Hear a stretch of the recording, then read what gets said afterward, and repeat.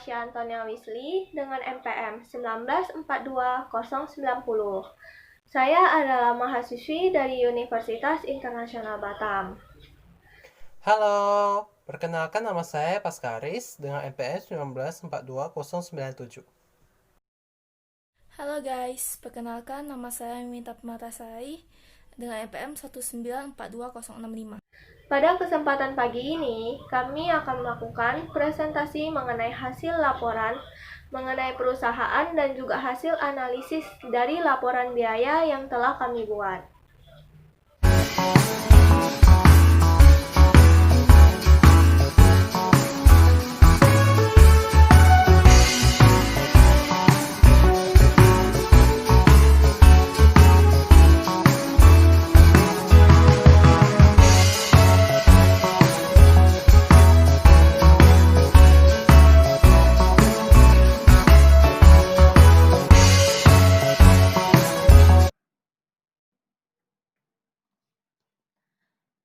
Saya akan menjelaskan mengenai awal berdirinya PT Trisanjaristasa.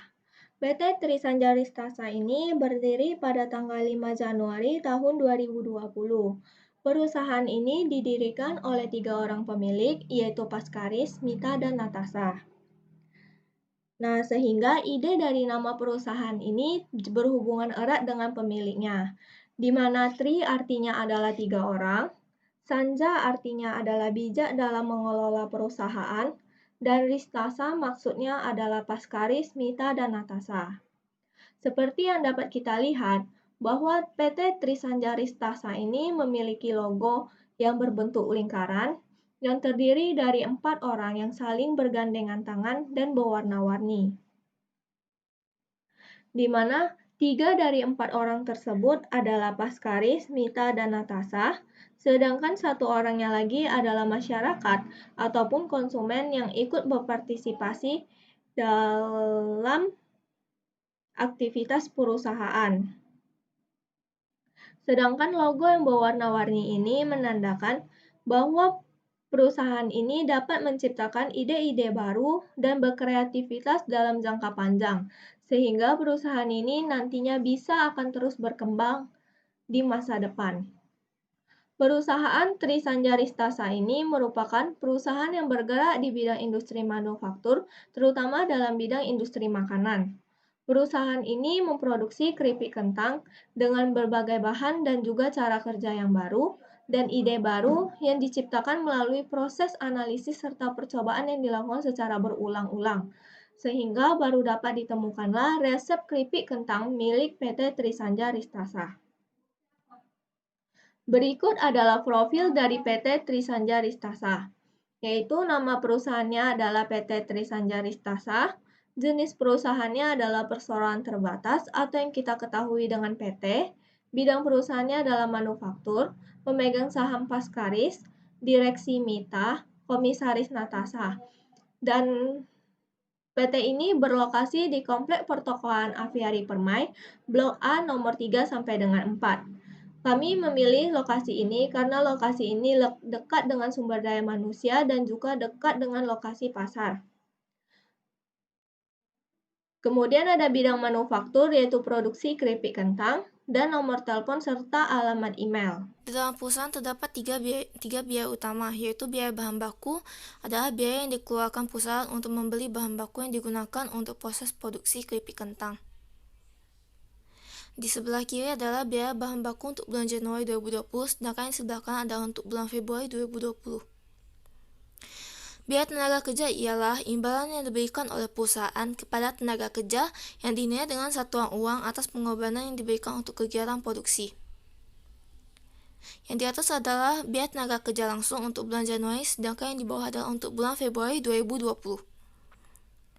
Biaya overhead pabrik atau manufacturing overhead cost adalah biaya produksi yang tidak masuk dalam biaya bahan baku maupun biaya tenaga kerja langsung. Yang di sebelah kiri adalah biaya overhead pabrik pada bulan Januari 2020, sedangkan yang di kanan adalah untuk bulan Februari 2020. Perhitungan biaya per unit. Di sana dapat lihat ada data informasi dan informasi driver Dan di bawah adalah tabel perhitungan pembagian biaya produksi pada Januari 2020. Berikut adalah untuk bulan Februari 2020. Penerapan metode proses costing dalam penentuan harga pokok produksi. Berikut adalah laporan harga pokok produksi pada bulan Januari dari Departemen Mixing dengan metode FIFO. Ini dari Departemen Cooking pada bulan Januari. Ini adalah laporan harga pokok produksi pada bulan Februari 2020 dari Departemen Mixing. Dan ini adalah laporan dari Departemen Cooking pada Februari 2020. Dapat dilihat dari data tersebut, bulan Januari ke bulan Februari 2020, terdapat dilihat adanya kenaikan biaya. Perhitungan biaya alokasi pendukung. Di sebelah kiri adalah perhitungan biaya alokasi pendukung untuk bulan Januari 2020 dengan metode sequential method, sedangkan yang di kanan adalah untuk bulan Februari 2020. Oke, selanjutnya akan saya menjelaskan mengenai alokasi biaya bersama atau joint cost PT Trisanjaristasa.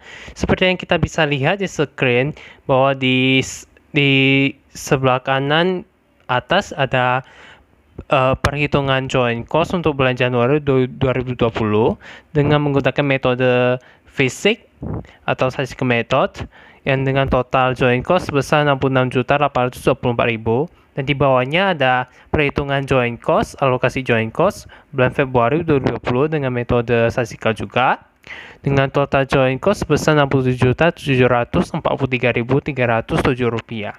Oke, next. Penetapan harga jual per unit.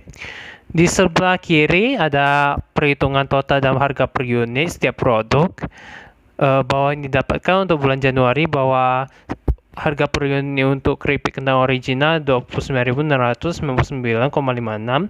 dan di sebelah kanan saya ada perhitungan harga per unit untuk setiap produk. Kalau yang kentang original itu menjadi 18.065.000.